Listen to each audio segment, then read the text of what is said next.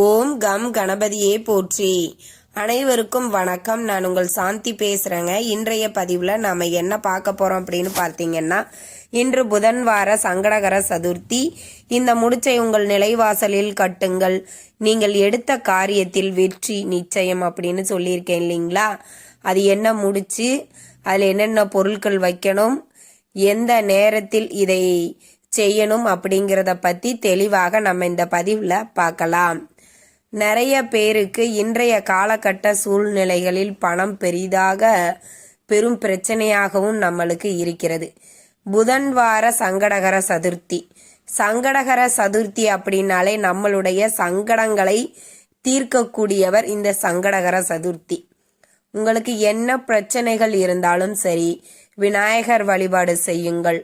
கண்டிப்பா உங்க அந்த பிரச்சனைகள் அனைத்தும் தீர்த்து வைப்பார் அப்படிங்கிறதுல எந்த ஒரு சந்தேகமும் இல்லை. இன்று மாலை 6 மணிக்கு மேல உங்க வீட்டிற்கு அருகில் விநாயகர் கோவில்கள் இருந்தால் அங்கு சென்று அபிஷேகத்திற்கு உங்களால் முடிந்த பொருட்களை வாங்கி கொடுங்க. நீங்களும் அந்த அபிஷேகத்துல கலந்துக்கிட்டு விநாயகரை வழிபாடு செஞ்சுட்டு வாங்க. அதற்கப்புறம் நீங்க வீட்டுல விநாயகர் படம் இருக்குது அப்படின்னா அதை நல்லா முழுவதுமா சுத்தம் பண்ணி அருகம்புல் வச்சு அவருக்கு மஞ்சள் குங்குமம் வச்சு நல்லா அலங்காரம் பண்ணிக்கோங்க. விநாயகருக்கு பிடித்த நைவேத்தியங்கள் செஞ்சு வச்சுக்கோங்க. சுண்டல் செய்யலாம், கொழுக்கட்டை செய்யலாம், எது உங்களுக்கு உங்களால முடியுமோ அதை செஞ்சு வைங்க. ஒரு டம்ளர் பால் கூட வச்சுக்கலாம், ஒன்றும் தப்பு இல்லை. அவருக்கு ரொம்ப பிடிச்சது அவள் பொரிகள்ல இது கூட நீங்க வச்சுக்கலாம். வச்சு நீங்க நான் ஏற்கனவே தனியாக இதற்கு ஒரு தீபம் என்ன ஏத்தணும் அப்படின்னு சொல்லி இருக்கிறேன். அந்த பதிவை பார்க்காதவங்க கீழே டிஸ்கிரிப்ஷன்ல லிங்க் கொடுக்கறேன், போய் பாருங்க.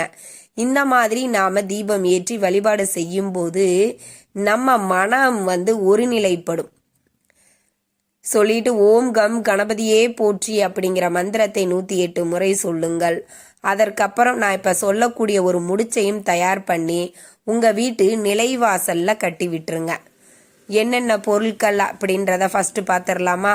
முதல்ல ஒரு கிரீன் கலர் துணி எடுத்துக்கோங்க. எடுத்துட்டு அதற்கு மேல ஒரே ஒரு கைப்பிடி பச்சை பயிறு அது போட்டுக்கோங்க. ஒரு கைப்பிடி, ஒரு ஸ்பூன், அந்த மாதிரி ஏதாவது ஒன்று வச்சுக்கலாம். கொஞ்சமா பச்சை பயிறு.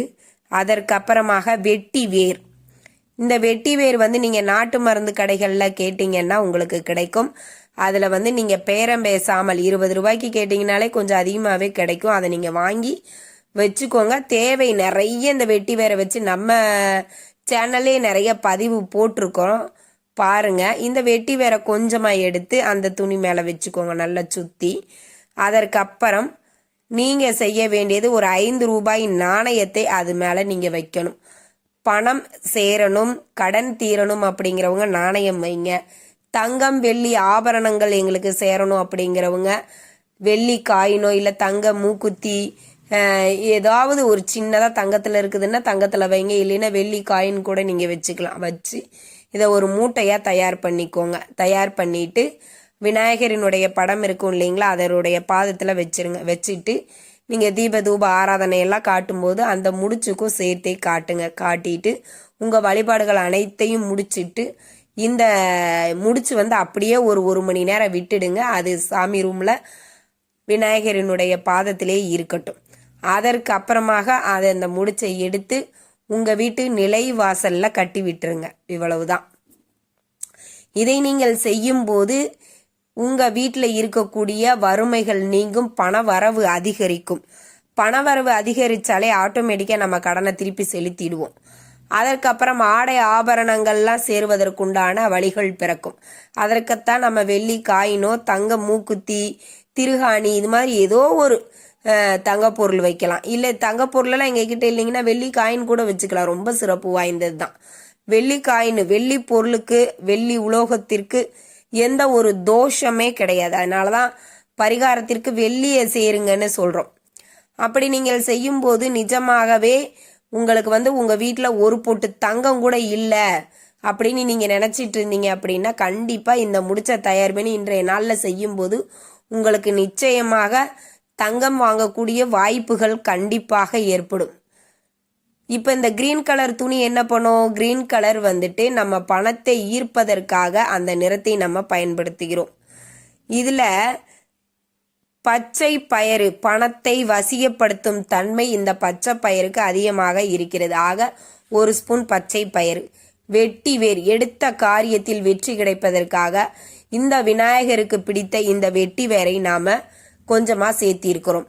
பணத்தை வசியப்படுத்துவதற்காக நாணயத்தையும் ஆபரணங்களை வசியப்படுத்துவதற்காக வெள்ளி காயின்ஸையும் நம்ம வைக்கிறோம். இப்ப இதனுடைய பொருளுடைய அர்த்தம் தெரிஞ்சிருச்சு இல்லைங்களா? இதை ஒரு முடிச்சா தயார் பண்ணி உங்க வீட்டு நிலைவாசல்ல கட்டி விட்டுருங்க. இதை எத்தனை நாளைக்கு ஒரு முறை மாற்ற வேண்டும் அப்படின்னா, இதுக்குள்ள வச்சிருக்கிற பொருள் எதுவுமே கெட்டு போகக்கூடிய எந்த பொருளுமே கிடையாது. பச்சை பயிறு மட்டும்தான் கொஞ்சம் இதாகும். நீங்க இதே மாதிரி ஒரு தேய்பிறை சங்கடகர சதுர்த்தி வரும்போது அப்ப நீங்க இதை எடுத்து பாருங்க. ஒரு 2 வாரம் 3வது வாரம் கூட நீங்க பார்க்கலாம். ஒரு 3வது மாசம் வரைக்குமே இது கரெக்டா ஒரு 2-3 மாசத்துக்கே இது நல்லா தான் இருக்கும். ஒன்றும் பிரச்சனை இல்லை. திருப்பி நீங்க இதை மாற்றும் போது இல்லை மாதத்திற்கு ஒரு முறை நீ கூட நீங்க மாத்திக்கலாம். ஒன்றும் தப்பு இல்லை.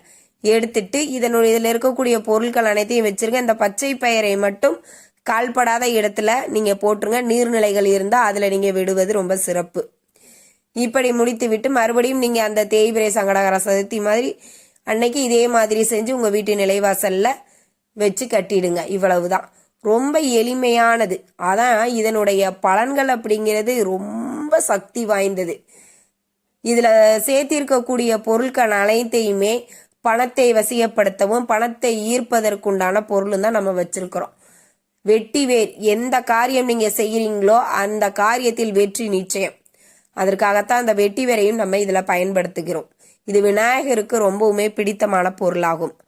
ஆக இப்படி நம்ம பணத்தை வசியப்படுத்தக்கூடிய பொருட்களை ஒன்றாக சேர்த்து நிலைவாசல்ல கட்டுவோம். நிலைவாசல்ல யார் இருக்கா? நம்மளுடைய குலதெய்வம். குலதெய்வத்தை வழிபாடு செய்யும் போது நம்மளுக்கு பாத்தீங்கன்னா நிறைய நல்ல விஷயங்கள் நடக்க ஆரம்பிக்கும். தடைபட்ட காரியங்கள் நடக்கும். நல்ல வேலைகள் கிடைக்கும். உங்களுக்கு வேற ஏதாவது பிரச்சனைகள், குடும்ப உறவு ரீதியாக பிரச்சனைகள் இருந்தாலும் அதுவும் தீர்ந்துவிடும். இப்படி ஏகப்பட்ட நன்மைகள் நடக்கக்கூடிய ஒரு எளிய பரிகாரம் தான் இது. நீங்க 6 மணிக்கு மேல செய்து கொள்ளலாம். மாதவிடாய் காலத்தில் இருக்கிறவங்க செய்யக்கூடாது. உங்க குடும்ப உறுப்பினர்கள் வேற யாராவது இருந்தாங்க அப்படின்னா அவங்கள விட்டு நீங்க செய்ய சொல்லிக்கலாம். அதே மாதிரி அசைவம் சாப்பிட்டுட்டு இதை செய்யக்கூடாதுங்க. அசைவம் சாப்பிடக்கூடாது. சுத்தபத்தமாக இருந்து இந்த முடிச்ச தயார் பண்ணி நீங்க உங்க நிலைவாசல்ல கட்டுங்க. கண்டிப்பா அதனுடைய பலன் கை மேல கிடைக்கும். பணம் பொன் பொருள் சேர்க்கை ஏற்படக்கூடிய ரொம்பவுமே அற்புதமான ஒரு எளிய பரிகாரம் தான் இது. நம்பிக்கையோட செய்யுங்க. கண்டிப்பா முழு பலனும் உங்களுக்கு கிடைக்கும். இந்த தகவல் உங்களுக்கு ரொம்பவுமே பயனுள்ளதாக இருந்திருக்கும்னு நினைக்கிறேங்க. வீடியோ பிடிச்சிருந்தா லைக் பண்ணுங்க, ஷேர் பண்ணுங்க, கமெண்ட் பண்ணுங்க. இந்த பதிவை உங்களுடைய உற்றார் உறவினர்கள் நண்பர்களுக்கும் ஷேர் பண்ணுங்க. அவங்களும் பார்த்து பயன்பெறட்டும். நன்றி, வணக்கம்.